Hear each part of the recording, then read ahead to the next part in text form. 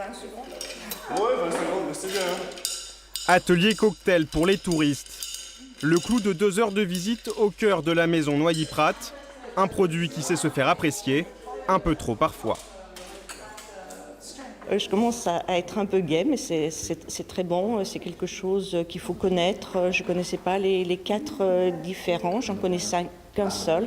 Et en fait, le préféré, c'est l'ambry pour moi, parce que j'aime ce qui est sucré. Vermouth français, c'est très bien. Et I want to buy. Je veux acheter plein de bouteilles pour les ramener en Allemagne. Le Noilly-Prat, un alcool emblématique du Languedoc-Roussillon depuis plus de 2 siècles, qui retrace l'histoire d'une famille au succès planétaire. Mais c'est surtout une méthode unique de fabrication, créée en 1813 par Joseph Noilly. Tout commence ici, dans le chai des Mistelles. Les foudres, ces immenses fûts contiennent chacun autour de 40 000 litres de vin. Ils reposent 1 an, au sec. Dans ce chai vont vieillir les mistelles, c'est-à-dire c'est une préparation à base de mou de raisin dont on a arrêté la fermentation, qui va titrer à un certain degré d'alcool et aussi qui va garder son sucre. C'est le seul agent sucrant de notre vermouth, c'est lui qui va apporter la douceur et la rondeur au produit. À quelques mètres seulement, l'enclos. Ici, 1200 barriques de vin jeune reposent à ciel ouvert, là encore pendant 1 an.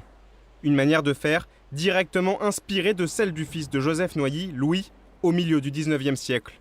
À l'époque, l'alcool arrivait à maturité sur le pont des bateaux.